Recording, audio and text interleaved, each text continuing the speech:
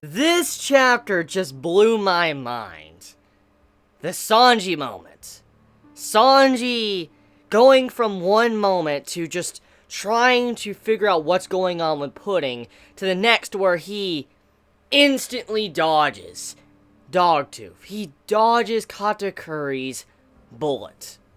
And then soon as he was done dodging, he just looks over at this man and he gives like a face to where I am going to fuck your shit up. Like, I am done with you. Do you not realize what you just did? That entire scene. Oh my god. Sanji. That's a badass moment. That's a badass moment. I gotta... Oda-sensei, what you did for Sanji. Oh man. Oh man. That was... Woo! That was quite the panel, just seeing the way Sanji just moved out of the way. Like, I love how fast it was. Like, you can see the, like, after image of Sanji's face, like, he has his mouth open, and he's just trying to realize what's going on, and then literally, instantly, he moves out of the way. And Oda showcased this by how fast he moved, by the after image, just the way he moved out of the way, and I'm like, damn, like, Sanji, like, yo, my boy, you just did, like, something real badass right now. The way you just knew that bullet was coming, you just dodged out of the way, and then you look straight at Katakuri. That was epic as fuck.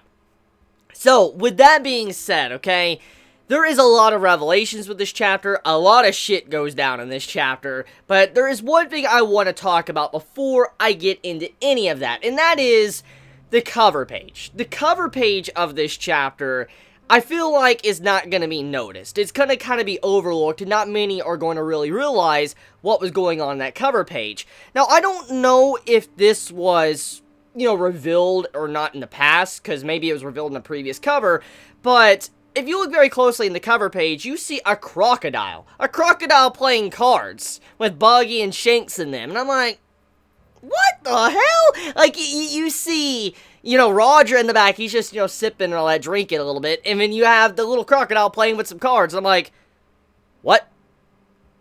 Like, really? Like, that needs to, yeah, I don't know if that character has been, like, introduced before. Maybe I am forgetting. If I am, forgive me, but that right there, that was a pretty funny cover. And I was like, of course, Buggy and Shanks get the spotlight while Roger's just sitting in the background, the king of pirates, just chilling, drinking, all that. I'm like, are you serious right now? But okay, enough with that. Let's talk about the main meat of the chapter, which is Pudding. So Pudding is the one that caused everything to go to shit, which is very surprising, because I thought it was going to be Luffy. Even though Luffy did do something in this chapter, it's going to be chaotic. It turns out it was actually Pudding that initiated all this. Now, we knew she was going to initiate the bullet and all that, but however, we did not know she would initiate everything to where things would be thrown out of whack. Nobody would know what to do. Pudding breaks down and starts crying, and the reason for this is because Sanji called her third eye beautiful. Now, I've talked about this in the past when it comes to Pudding's character. I've said that there is a likely possibility that Pudding is going to turn out to be evil, and that seems correct. She did have a hidden side to her. But I also said that there might be a likely possibility with this upcoming wedding and all that, something's going to happen to where maybe Pudding is going to actually fall for Sanji, start to love him, and then chase after him or whatever, and then that could be the true pairing, you know, Sanji and Pudding. And I said something like this might happen, and it seems like we're starting to get that with this chapter. Pudding might fall for Sanji because of what happened in this chapter, and let me explain the details. So, we get some backstory to Pudding, some characterization, and it's revealed why she has this evil side to her, and the reason for it is because when she was a kid, her own mother, Big Mom, was looking at her and is like, that's kind of creepy. For you to be my kid, that's kind of creepy. Grow out your bangs, Pudding. And what she was stating is that your third eye is very creepy. Like, don't show that around me. Like, that's just something I don't want to see. And instantly, I'm like, yo, that is so fucked on so many levels. Number one, your own mother straight up telling you hide your third eye because it's creepy. Like, she legit, not saying it because other people think you're creepy, but she thinks you're creepy. Like, oh, you're creepy. grow your hair out. I don't want to see that eye. Like, I don't want to see you show your true self or anything, because that shit is creepy. I don't want to see it. And I'm like, are you serious right now? Like, all of these problems that are going on right now in this arc is thanks to Big Mom. Once again, another example. What happened to Pudding in this chapter is thanks to Big Mom and how she treats her children. Here we go. And we wonder, or, you know, she probably will wonder, not just us, but she will probably wonder, why is my children not loyal to me or whatever? Why they keep leaving me, or why don't they follow my plans? Well, here's the reason. You do shit like this. You call them creepy. You call your own daughter creepy, put her down and make her feel like absolute shit, which makes her develop this other side to her where she's evil and she just harms people. But on top of that, you make people fear you. They're actually scared and they want to run away instead of actually facing the actual music, or they don't want to say anything because if they do say anything, Big Mom will blow up and kill them. So all of these problems, every single individual problem that is happening in this arc is thanks to Big Mom. She has caused all of these events to happen.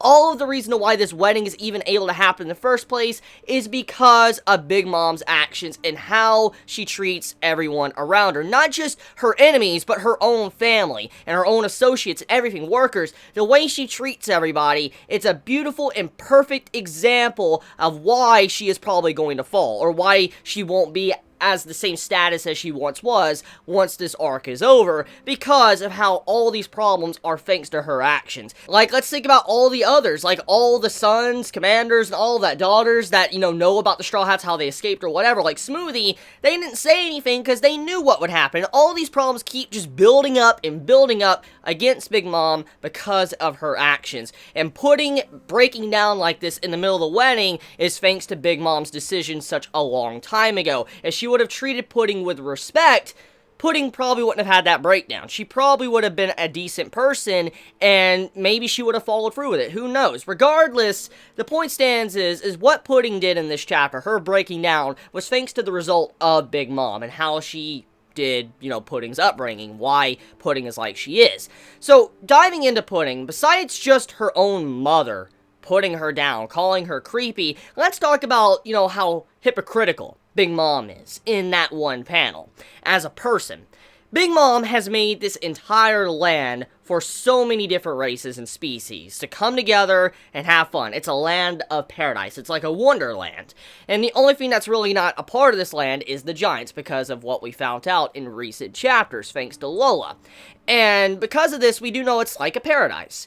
But for some reason, Big Mom once again shows that she is a big hypocrite. Even though she has a land that's for so many people, different races and all that, she calls people creepy, her own children creepy, and doesn't want to see it.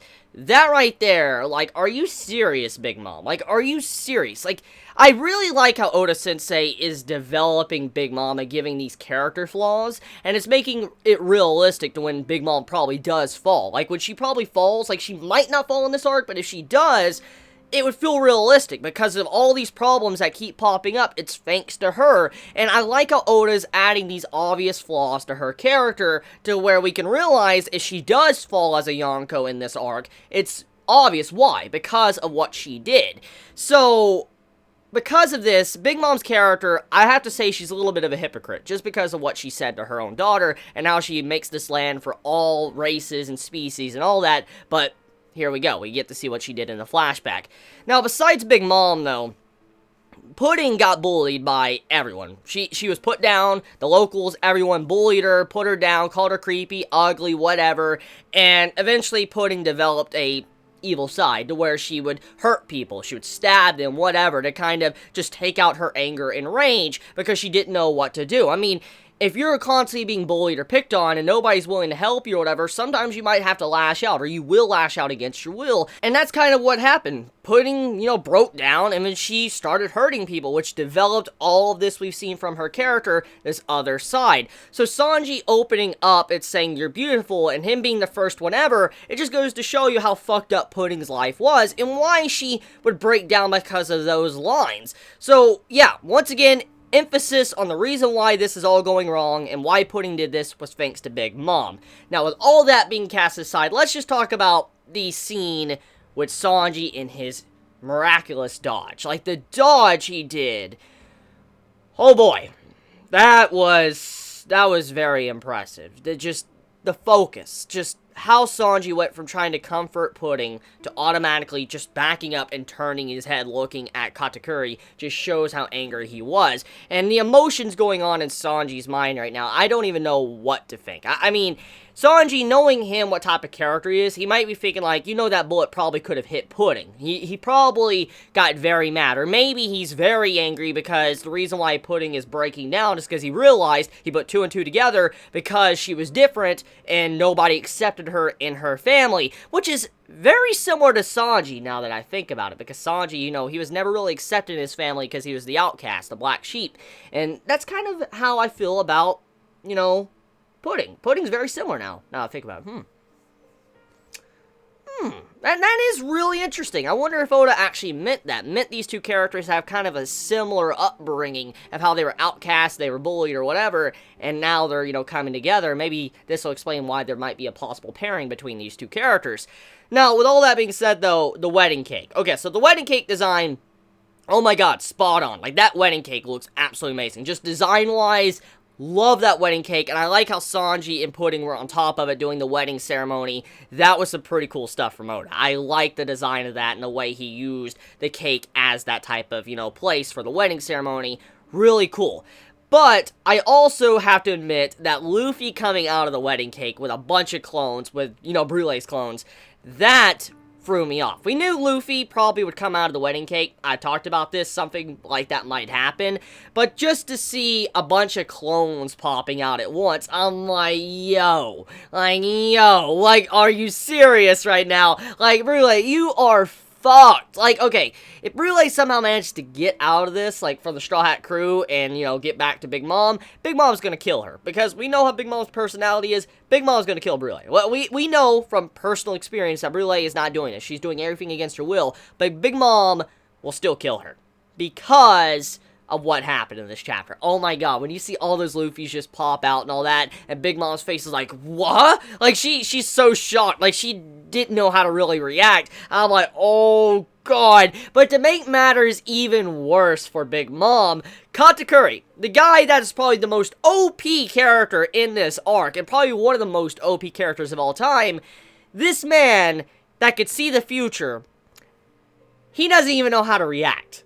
That, oh my god, like, if I wasn't already hyped for this wedding, I don't know what to say now. Like, I'm even more hyped, because with this man that's able to see the future, he was able to see what Pudding was going to do. She was breaking down crying, and he was trying to figure out what was going on there, and then all of a sudden how Sanji, he would dodge the bullet from the priest, but then he dodged it from a guy that could see the future. Like, yo, like, are you fucking serious? Like, yo, what? And then once all of that is done, this man says, like, Big Mom, something really bad's about to happen. I can't stop this right now. It's too crazy.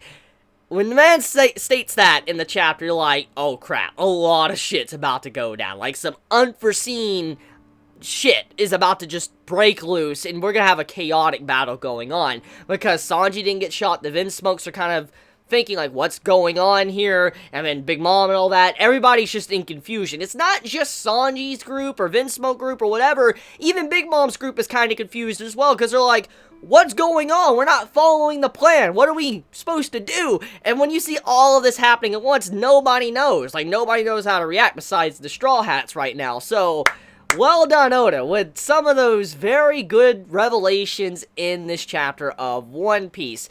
Now, the last thing I want to talk about before I conclude this video will be on the underground leaders that were having like a little combo and like a panel and a half. There was a combo to where Pudding was next to Sanji. They were flying into the wedding ceremony, okay? And you see one of the underground leaders, she's like, oh man, Pudding is so beautiful. I remember when I used to look that good when I was younger. And the dude underneath, like the next bubble, he was like, oh man, how many years ago was that? I'm like, yo, oh my god.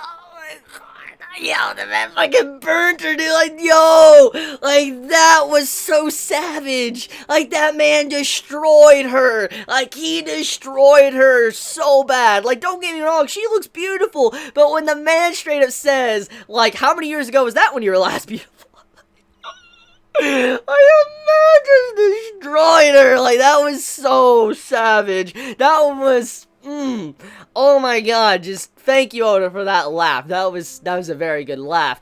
So yeah, chapter overall for One Piece this week, solid. Solid chapter. Sanji, badass. Pudding, love your character even more now. Big Mom, love your character even more now. Even though you're a hypocrite and you're causing all these problems for yourself, I love the direction Oda is taking your character. So overall, good stuff throughout the entirety of this chapter. Let me know your thoughts in the comments below. I love you all so much. Please be safe. Chibi out.